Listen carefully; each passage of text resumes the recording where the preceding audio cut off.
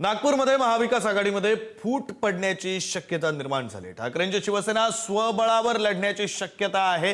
जागा वाटपावरून काँग्रेस आणि ठाकरेंच्या शिवसेनेमध्ये रस्सीखेच कायम आहे। 4 ते 5 जागांसाठी आघाडी तुटण्याची शक्यता आहे। तोडगा न निघाल्यास ठाकरेंची शिवसेना नागपुरात स्वबळावर निवडणूक लढण्याच्या तयारीत आहे। तर काँग्रेसनं चर्चेत व्यस्त ठेवल्याचा ठाकरेंच्या शिवसेनेकडून आरोप सुद्धा केला जातोय। अधिकची माहिती देत आहेत प्रतिनिधी जितेंद्र शिंगाडे। जितेंद्र,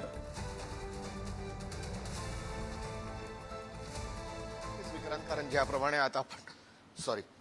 आपण आता पाहिलेलं आहे की महाविकास आघाडी असेल किंवा महायुती असेल, आता जागा वाटपाचं अजूनही चित्र स्पष्ट नाही झालेलं आहे। माझ्या मागे आपण पाहू शकता की हे हॉटेल रेडिसन ब्लू आहे। आता या रेडिसन ब्लू हॉटेलमध्ये काँग्रेसचे निरीक्षक रणजित कांबळे जे आहेत ते पोहोचलेले आहेत। शहराध्यक्ष आमदार विकास ठाकरे हे देखील पोहोचलेले आहेत आणि सोबतच जे भाजपकडून ज्यांना डच्चू मिळालेला आहे, जे भाजपकडून नाराज आहेत, असेही काही जे उमेदवार आहेत इच्छुक ते काँग्रेसच्या उमेदवारीसाठी इथे पोहोचल्याची माहिती मिळते।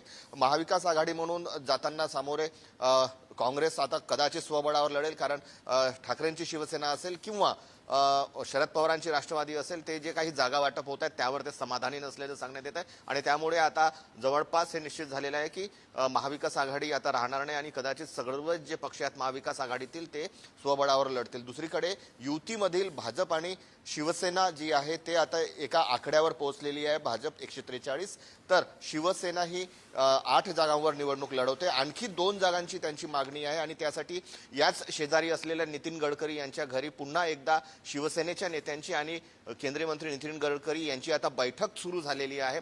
त्या बैठकीत नेमकं काय होतं ते पाहणं महत्त्वाचं ठरणार आहे, कारण जागा ज्या आहेत शिवसेनेला त्या किमान 10 तरी जागा हव्या आहेत। 8 जागांवर संमती झालेली आहे। जर या बैठकीत शिक्कामोर्तब झालं तर त्या जागा वाढू शकतात किंवा अदलाबदली होऊ शकते आणि महत्त्वाचं म्हणजे 8 पैकी 6 जागांवर जे आहेत ते भाजपचेच कार्यकर्ते उभे राहणार असल्याची ही माहिती मिळते। त्यामुळे शिवसेनेच्या गोटामध्ये जे आहे ते थोडीशी चलबिचल अवस्था अशी झालेली आहे। एकूणच पाहता आता अवघे काही तास उरलेले आहेत उमेदवारी अर्ज दाखल करण्यासाठी आणि आता जितेंद्र, या सगळ्या घडामोडींसंदर्भातले अपडेट्स वेळोवेळी घेत राहतो। तुर्तास धन्यवाद दिलेल्या माहितीसाठी।